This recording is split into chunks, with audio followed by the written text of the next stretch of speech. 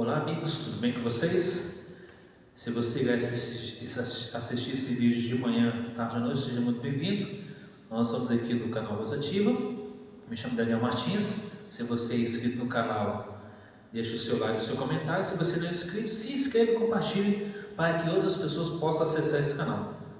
Hoje eu quero falar sobre um tema que parece ser polêmico, mas é um tema bem interessante: a igreja verdadeira. Como encontrar a igreja verdadeira? Será que de fato ela existe? Quem fundou a igreja? Vamos entender sobre isso. Vamos abrir a palavra de Deus em Mateus capítulo 16, versículo 18. Mateus 16, verso 18, vem escrevendo quem é o fundamento da igreja. Mateus 16, verso 18 diz assim: também eu vos digo que tu és Pedro, e sobre esta pedra edificarei a minha igreja, e as portas do inferno não prevalecerão contra ela. É interessante notar que quando fala sobre a igreja, as pessoas pensam assim: eu sou da igreja tal, igreja isso, igreja aquilo outro. Ok, mas quem fundou a igreja cristã? Para entender isso, algumas pessoas dizem que Pedro, ao receber a chave do céu, foi o primeiro líder da igreja no passado. Mas aqui o texto está dizendo, em Mateus 16, 18, que Jesus chamou Pedro, falou: Pedro, sobre você edificarei a minha igreja. Se Jesus pronunciou essas palavras, ele está dizendo o seguinte: olha, eu sou o fundador da igreja. E Pedro, porque a palavra Pedro quer dizer Petros, pedra pequena, e Jesus é a rocha. Em Mateus 7, 24 a 29, descreve que quando alguém fundamenta a vida sobre a areia, vem as ondas do mar e o leva embora. Ou seja, quando alguém fundamenta a sua fé, a sua vida cristã em uma pessoa, ela vai ter decepção. Mas quando ela fundamenta a vida em Cristo, que é a rocha, não há decepção. Então Jesus é o cabeça da igreja. Não é Pedro, porque ao longo do tempo, a história, homens dizem que Pedro foi o primeiro líder da igreja, e ele não foi um representante. É como se Deus descesse do céu e falou: Pedro, agora você está aqui na terra, você vai poder perdoar o pecado das pessoas, você vai poder mudar a vida das pessoas. Não,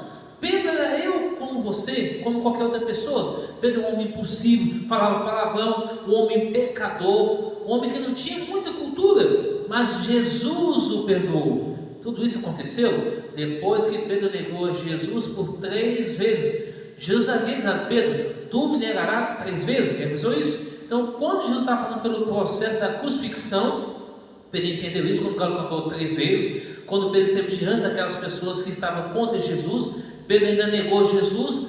Mais tarde, Pedro foi transformado pelo poder de Jesus, e de fato Pedro houve a mudança, e Pedro então Deus deixou ele pastorear a igreja depois. Está lá em João capítulo 21, 15 em diante, quando Jesus perguntou: Pedro, tu me amas? E Pedro falou: Senhor, tu sabes que eu te amo. E Pedro respondeu por 3 vezes. A partir daquele momento, então, Pedro teve a sua vida mudada, transformada, e de fato Pedro passou a ser guiado por Deus. Mas Pedro nunca foi o primeiro líder da igreja. Jesus é o cabeça da igreja. Olha comigo aqui no texto da Bíblia, que está em Efésios capítulo 5. Efésios capítulo 5, vamos entender aqui a questão de que Jesus, então, de fato, deixou ali Pedro apenas como líder da igreja. Primeiro, Efésios capítulo 5, verso 22 a 25 diz assim, verso 23 a 25: porque o marido é o cabeça da mulher, como também Cristo é o cabeça da igreja, sendo esse mesmo o salvador do corpo.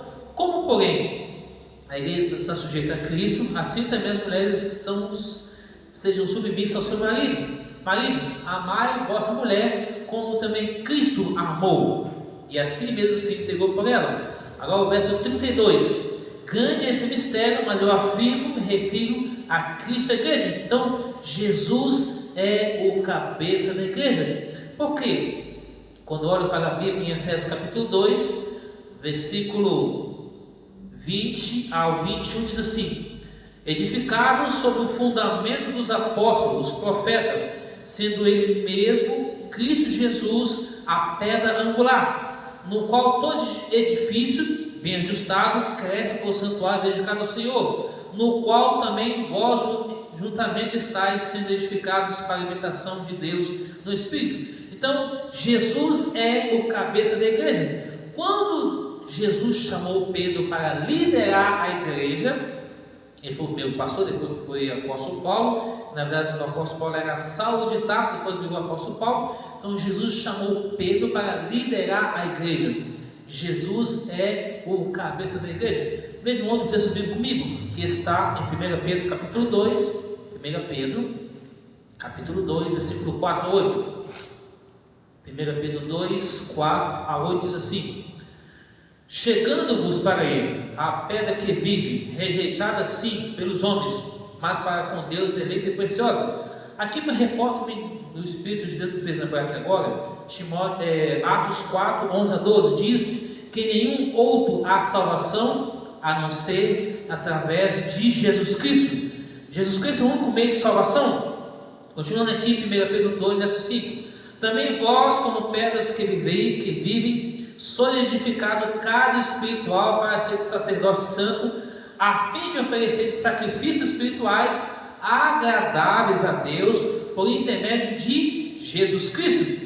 Pois isso está na Escritura: eis que põe em Sião uma pedra angular, eleita e preciosa, e quem nela crer não será de modo envergonhado. Para vós outros, portanto, você creis, é a preciosidade, mas para os descrentes, a pedra que os construtores rejeitam, essa veio a ser a principal pedra angular. Verso 8: essa pedra é a pedra de tropeço e rocha de ofensa. São estes que tropeçam na palavra, sendo desobedientes, para que também foram postos. Vós, porém, sois raça eleita, sacerdócio real, nação santa, povo de propriedade exclusiva de Deus, a fim de proclamar as virtudes daquele que chamou das trevas para a sua maravilhosa luz. Vós sim, antes que não eram povos, mas agora sois povos de Deus, que não tinha alcançado misericórdia, mas agora alcançaste misericórdia. Ou seja, Jesus é a pedra fundamental da igreja. Jesus que fundou a igreja. Jesus não é uma pessoa que, quando olhamos para o cenário do Antigo Testamento, a gente vê que o primeiro casal que Deus colocou como igreja na terra foi Adão e Eva. Mas, ao contexto de analisar tudo isso, Jesus é o fundador da igreja. Não é o Pedro, não é homem nenhum. A igreja não é slogan de placas de nenhuma. Quando Cristo voltar, Ele vai salvar um povo. De acordo com Apocalipse 14, 6 a 12, Deus tem um povo que prega a mensagem do juízo final, uma mensagem de salvação da volta de Jesus, e chamando o povo para a obediência aos mandamentos de Deus, que é a Bíblia toda, de Gênesis ao livro do Apocalipse, e acima de tudo procurar fazer a vontade do Senhor. Agora, Deus tem um convite para aqueles que estão em outros segmentos religiosos. Apocalipse capítulo 18, versículo 4, o Senhor Deus fala o seguinte: Apocalipse capítulo 18, versículo 4, Deus fala assim: ouvi outra voz do céu dizendo: retirai-vos dela, povo meu, para não sejam cúmplices em seus pecados e não participando dos seus flagelos. Ou seja, Deus convida as pessoas a sair do meio da confusão religiosa, procurar a verdade de Gênesis ao livro do Apocalipse, obedecer os mandamentos de Deus e agradar a Jesus Cristo. Portanto, qual deve ser a atitude daqueles que amam a Deus? Procurar agradar a Deus, procurar obedecê-lo, porque Deus tem as suas ovelhas. Em outros apriscos, que é a igreja, em outros lugares, quando fala ovelha, pessoas, elas ouvirão a voz do pastor e então irá render a vida a Jesus. Agora imagine um pastor com muitas ovelhas espalhadas em diferentes lugares.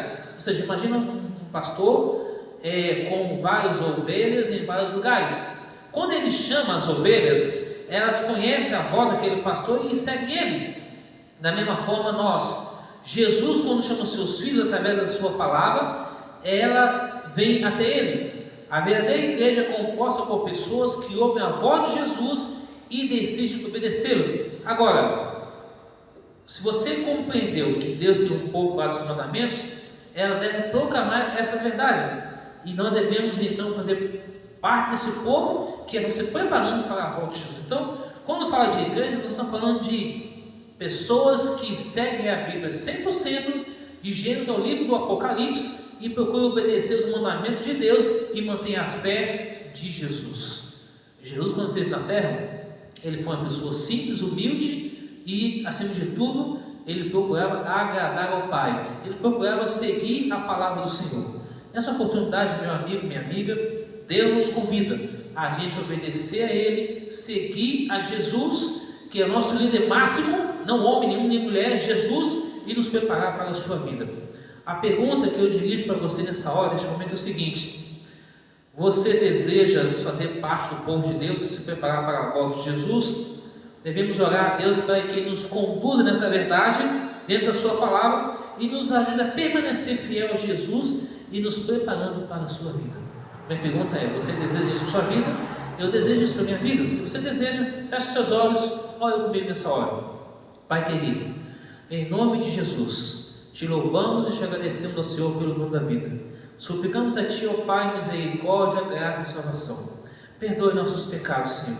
Fortaleça a nossa fé. Nos ajude nós, como seres humanos pecaminosos e falhos e pecadores que somos, a servir, obedecer e seguir Jesus. Que sejamos uma igreja representando Jesus para as pessoas e nos preparando para a sua vida. Perdoe nossos pecados e obrigado por tudo, em nome de Jesus. Amém. Deus abençoe você. Tenha uma boa tarde. Que a graça e a paz de Jesus chegue até você e até nosso próximo encontro.